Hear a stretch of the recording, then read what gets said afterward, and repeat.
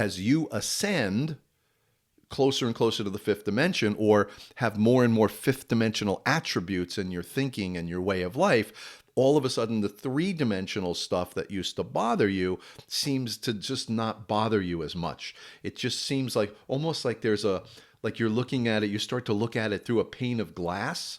You're moving in a different direction, and everything on the other side of the glass, the three-dimensional chaos, just doesn't really impact you the way it used to. The things that you used to think were important in the third dimension and you got immersed into, got angry about or excited about or whatever it is, you really were wrapped up into that third dimension, over time, that starts to mean less and less to you as you start to ascend to a fifth dimensional experience. You don't have to go all the way to the fifth dimension. You just have to start to ascend to that experience.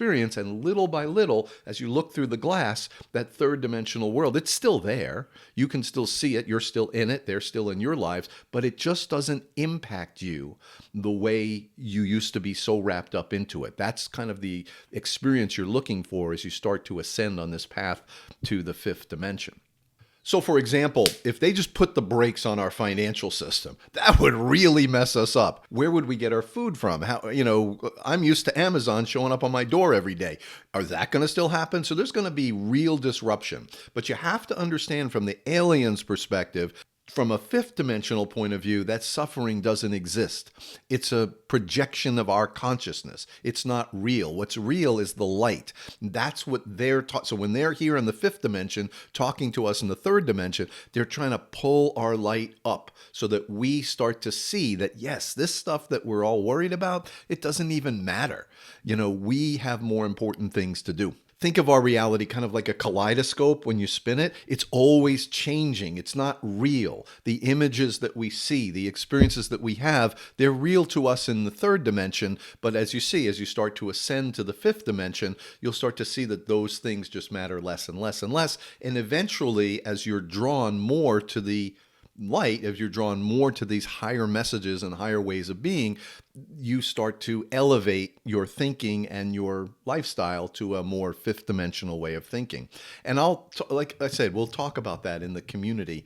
I don't want to share my fifth dimensional meditations to just everybody. So you have to start working on your ascension now. So when the real significant changes come and everything is disrupted, and that disruption starts to reach us into our communities, in our homes, and our neighborhoods, that you will be able to be a calm center amidst this chaos that's going on around you. So your goal now is to learn how to ascend, start to let go of a lot of the three-dimensional stuff, so that when the real changes come, it really doesn't affect you. And not everybody's going to make it to the fifth dimension, but you will, because you're starting now, and that's the key. You've got to start right now. Not a minute, not a day, not a week, not a month, not a year to waste. You have to start raising your energetic vibration now.